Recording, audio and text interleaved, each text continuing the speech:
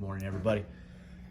Our lab we did yesterday, I think we found that the cold particles move slower and the smokestack at the bottom. They're more compact. We saw the heat, it rode. When you heat up particles, they speed up, they spread out, they left the tube, there's more space in there.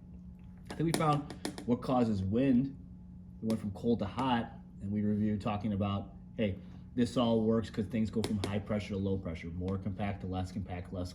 They want to have particles move, they spread out after collision, so that's why we had this strong windstorm. But do all surfaces on Earth heat or cool? And do all surfaces heat and cool the same? Let's think of land and water. So for today, we'll have our lab with our water representing oceans and lakes and soil representing the sand. So we can heat it using this heat lamp. So for our worksheet, if you can open this up in Notability, our question is, does land and water heat and cool at the same rate?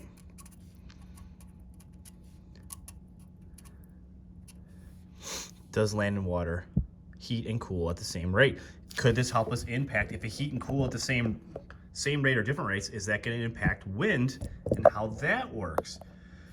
I made a mistake on the worksheet, so if you can change these, instead of every 1 minute on the side here, we're going to go from 2 all the way to 20 minutes today. We're going to heat these for about 10 minutes, and we're also going to, here's our switch here, turn it on this way. We have our fancy thermometers. We're going to take our cardboard cutout. Sorry, you get a piece of cardboard like this, stick it in. And why are we using the cardboard? It's just to hold it in place and try to keep it, oh, it's not going to work.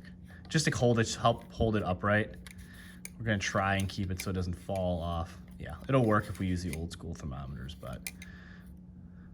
And then our other one for soil, try to help hold it. Got it stuck in the soil. Those thermometers are going to read there. Now, how do we turn it on? With our iPad, we're going to go to SparkView. It's going to take you to it's not going to take you to this screen. It's going to take you to this screen. We're going to click on the middle one, sensor data. Before we do that, we got to connect to our sensors, if it'll read them. So what you do is you turn on the thermometers, you hit the power button here, and it'll start flashing. Hopefully it will. So what happens then is this one's dead. Oh, no, it's not. 328, notice this one says 328. We want to connect to this one. And then there's also 973. So disregard that, it's not going to give you data. And we're going to connect to, we want to connect to both. Right now we're connected to 328. Now we're also connected to 973. It's in your dock up here. So they're both connected. They're both flashing. They're flashing green now because it's connected to your iPad. We're going to click table and graph. This is going to make our data collection so much easier. Then we're going to put our thermometers in. I noticed 973. I'll put in the water. And then the soil. Doesn't matter if they kind of slip and slide like that. I'm going to hit record.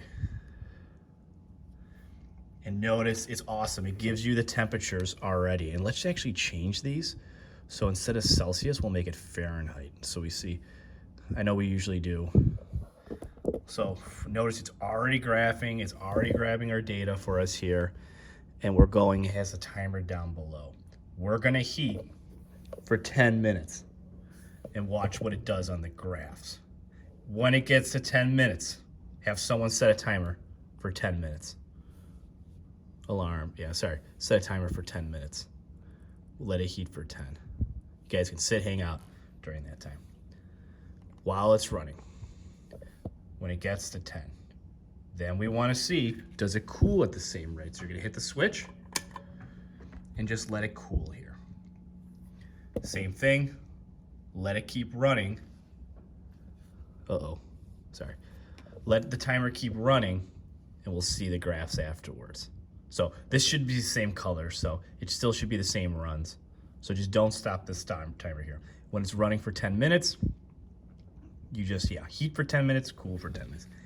If this doesn't work, if this is too fancy, if you weren't able to download the SparkView app, we're gonna go old school, and you can just use the old school thermometers. You stick them in and put them right into the dirt, and then the reading gives you right up top. So like this one, the dirt says, give it a second to get used to it, 72, and the water also. What you would do then, if you want to go this route, it's much easier. You would just set a timer for every 2 minutes, write the temperature every 2 minutes for soil and water. Also, I wish I said this earlier, we're gonna put heat and we're gonna put cool here. So please write heat and please put cool. Thank you. Noticing our graphs, but if you want to go this way, this would be awesome. This will make our lives so much easier. Good luck, everyone.